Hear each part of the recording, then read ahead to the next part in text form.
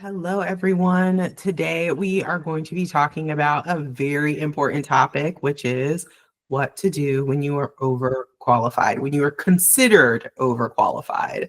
Um, I want to start by saying that, like, it's 100% real.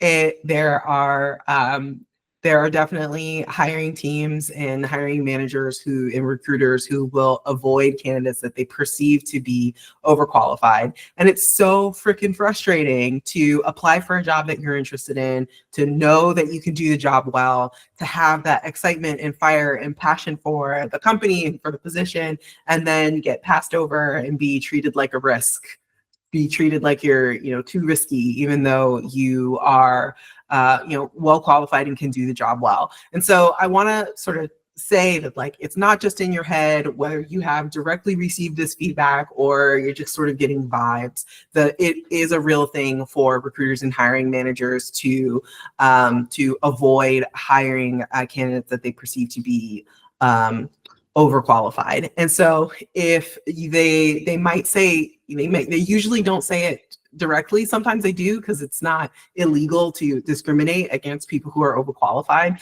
but often they'll say things that are more sort of like roundabout, like, we're moving forward with candidates that are a better fit. We're looking for someone with a different experience level. We are looking for someone who has better long-term alignment. And that's sort of all ways of saying we're a little concerned about you being a little over leveled for this. And I know that can be really disappointing and frustrating. And so we're going to talk today about why this is the case, as why it is the case for employers and hiring managers and recruiters to sometimes avoid candidates that they think are overqualified, and then what is really going on in their mind and what they need to see for what they need to hear to let go of this bias. And so first, let's just talk about why this actually happens, because there's actually very good reasons for it.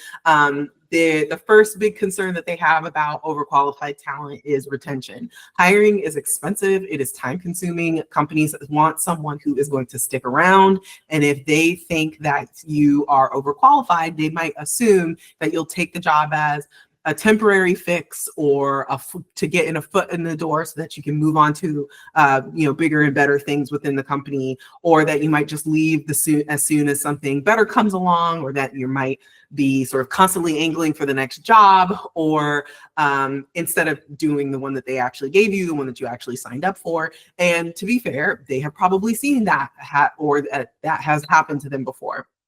Another concern is budget. Employers can sometimes worry that someone who is very experienced is going to expect a higher salary than what the job is budgeted for, or even sometimes what is customary and usual for a job of that level. And so even if you are 100% willing to take their offer, they might worry that you're going to feel underpaid, that you're going to be always angling for a raise, or that you're going to leave as soon as a better offer comes along, which again puts them back in a position where they have to do a bunch of time-consuming and expensive hiring.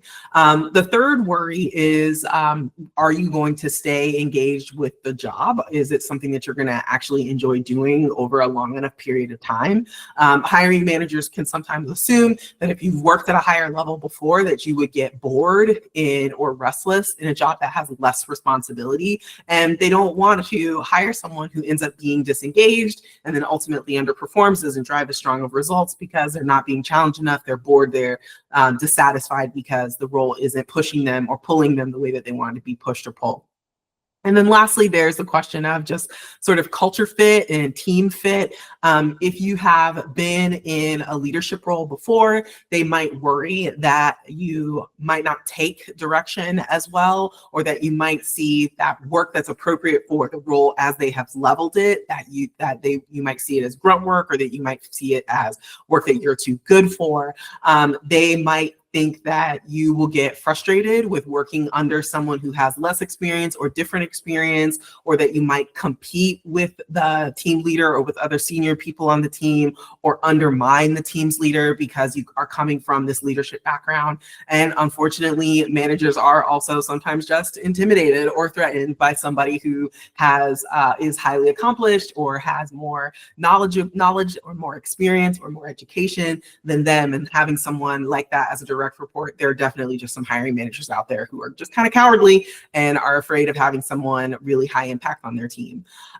So how hiring managers don't always see overqualified candidates as bad candidates. They see them as risky candidates. And the truth is, like, they're not wrong about those risks. These sorts of things that I've described do happen. They're not uncommon scenarios. I have experienced some of these scenarios as a leader where I hired someone who was more advanced and I had some of these challenges. Like, these things do actually happen. The problem is that the hiring team doesn't actually ask questions to assess whether those assumptions are true. They just sort of assume and then make a decision. And so we want to talk about how we can get in front of that decision-making process, shift their perspective, and make sure that you're getting truly and fairly evaluated for the positions that you're excited about. But what if they're right? There's nothing wrong with wanting to do a career transition and taking a job that is easy because you want to have a paid career break. There's nothing wrong with wanting a placeholder job. There's nothing wrong with wanting to get your foot in the door at a company.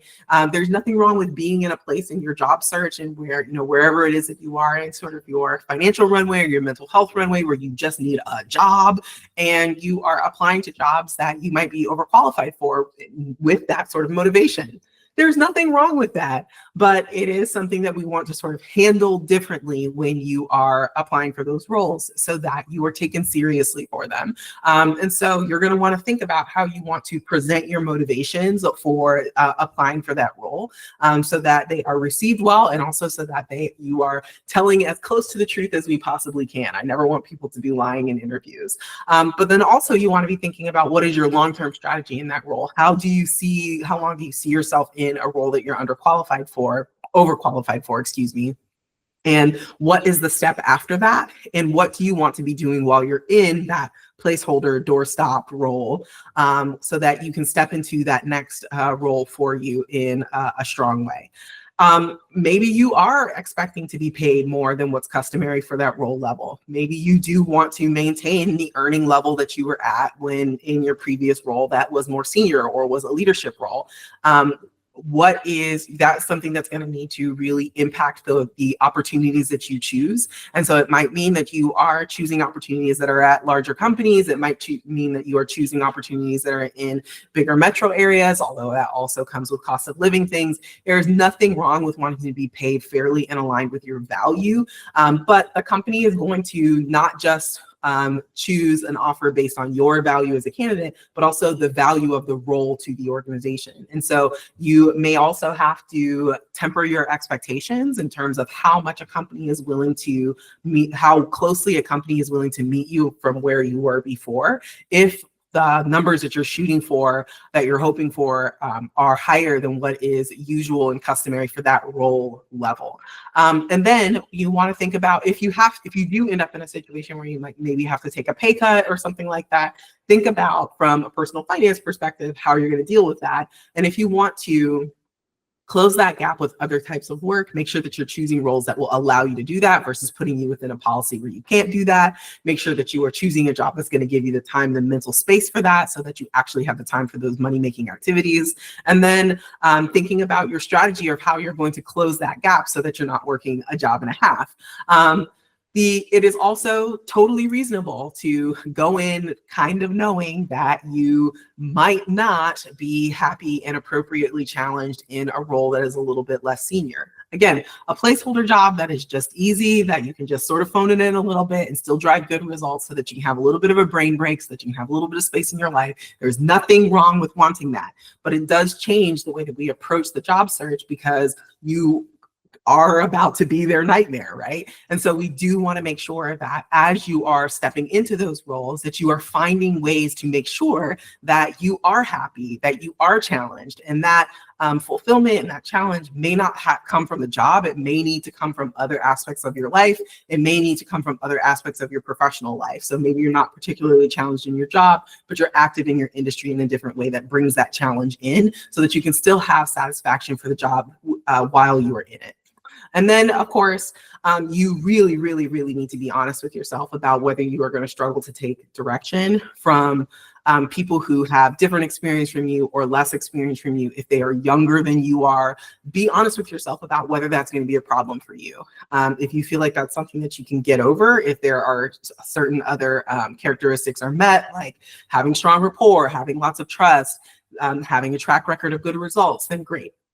But if you do think that that's going to be an area of friction for you, it's probably not going to go away unless you can clearly create a scenario in your mind where you would be okay with that. And if that's the case, then it probably is going to be something that you want to take really seriously in the application process and in the interview process, to be honest with yourself about whether you see yourself being satisfied in a position where you are underleveled for what you are capable of, or underleveled for what you have done in the past, and maybe around other folks who have different or less experience. Be honest with yourself about that. We don't want you to step into a role where you're going to be miserable, where you're frustrated with your colleagues, where that frustration is coming out. We don't want any of that. And so it would be better for you to apply to a position where you can see that longevity for yourself than for you to step into a position where you end up being dissatisfied.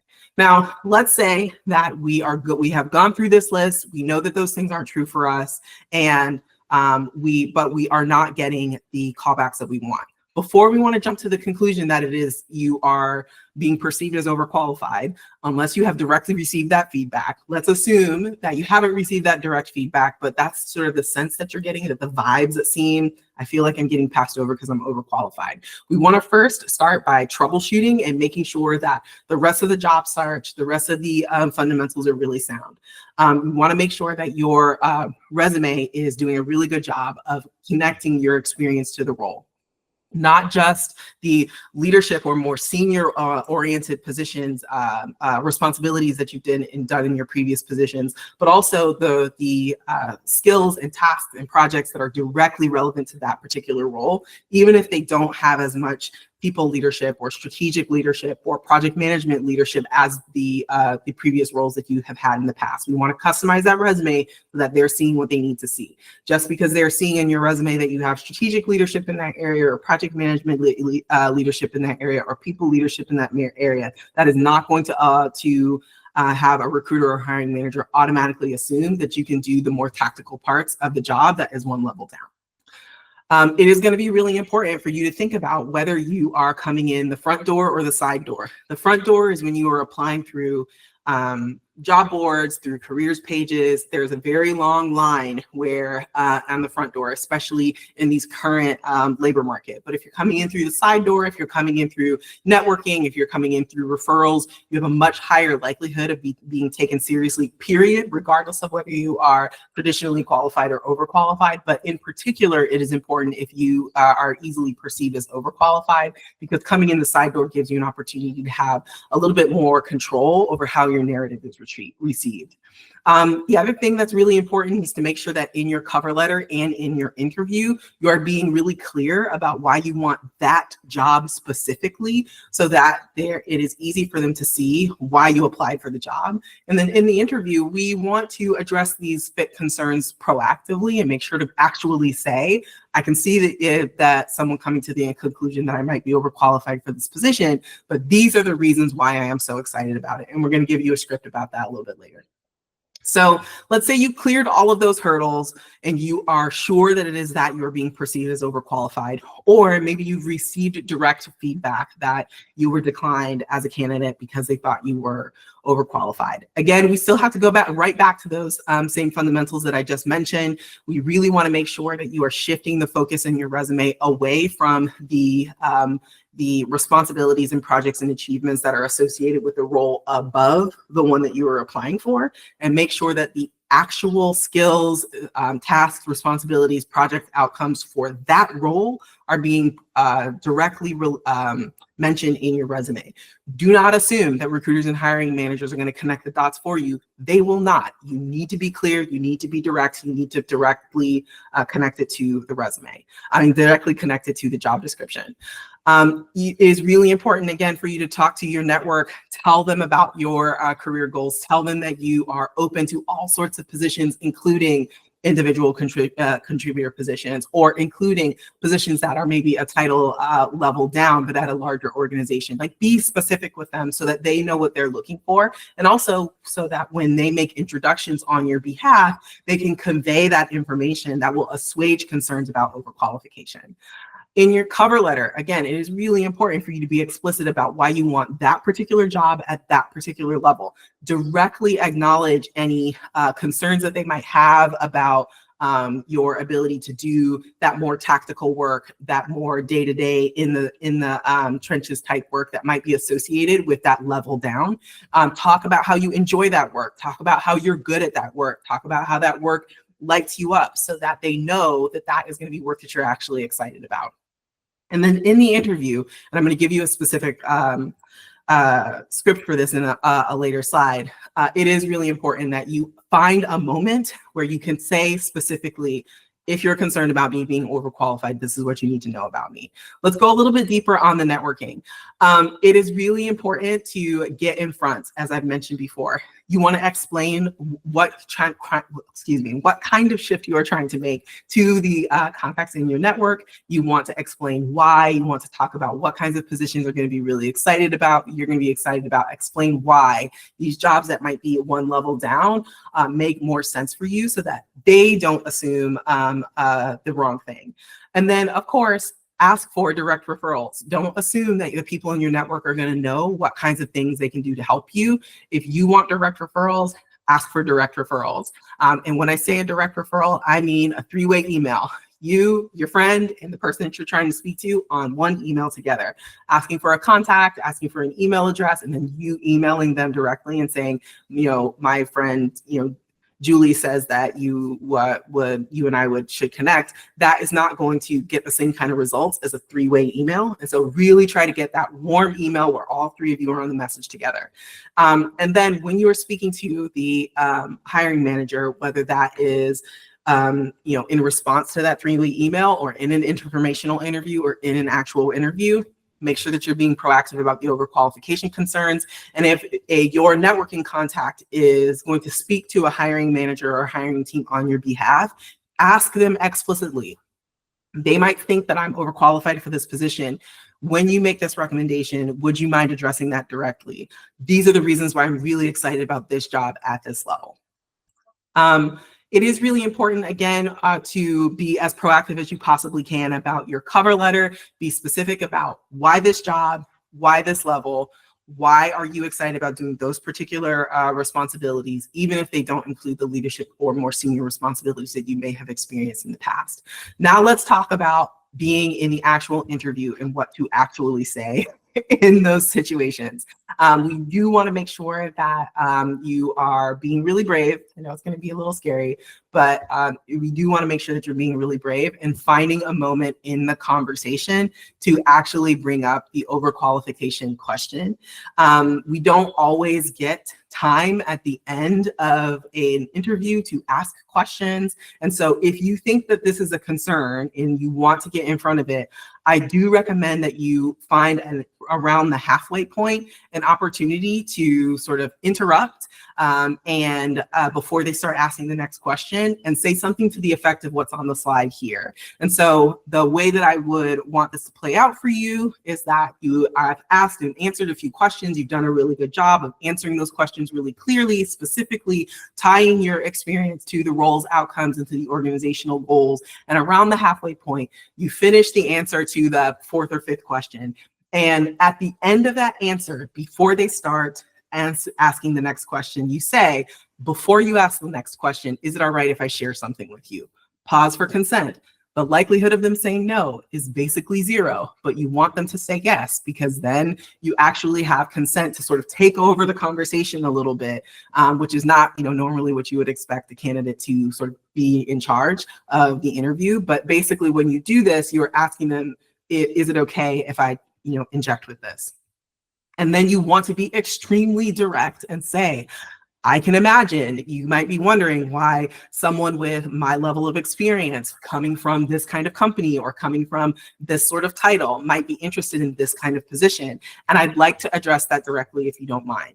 And after that, they should say something to the effect of, Yeah, I was curious. Sure, I'd love to hear what you have to say. Yes, tell me more about it. That is something they're going to be curious about, that information. And so then you want to talk about, again, why this job at this level, and you need to be prepared to make that really compelling. And so this is something that happened in my own career. I was working in a small nonprofit newsroom as a senior editor, and there wasn't anyone really for me to learn from in that newsroom. And I really wanted to be in a place where I had better resources and that I was able to learn from someone. And so I was able to actually say in the interview for an individual contributor position, this exact same script. And then when they said, yeah, I was wondering, I was able to say, the reason why I'm interested in this position is because it allowed me to work on a team where I can learn from people, where I have access to more resources than I would at the small nonprofit newsroom that I'm currently in. I want to have a supervisor who is a functional expert that I can learn from so that I can continue to grow. And I'm really excited about the opportunity to get back into the trenches and to be tactical and to do the day-to-day work of audience development. I was able to say that to them directly. And afterward, the hiring manager said, I'm really glad that you told me that because I was kind of wondering. So nothing bad will happen if you know what you want to say. And so make sure that you know what you want to say ahead of time. And so that's it for today's conversation about being overqualified. It does require a little bit of bravery. It does also require a little bit of humility. But if you are going in with eyes wide open, with clarity of purpose and the courage to communicate that directly in your application materials, in your networking conversations, and in your interviews, you're going to be able to get around this particular bias, which unfortunately is legal.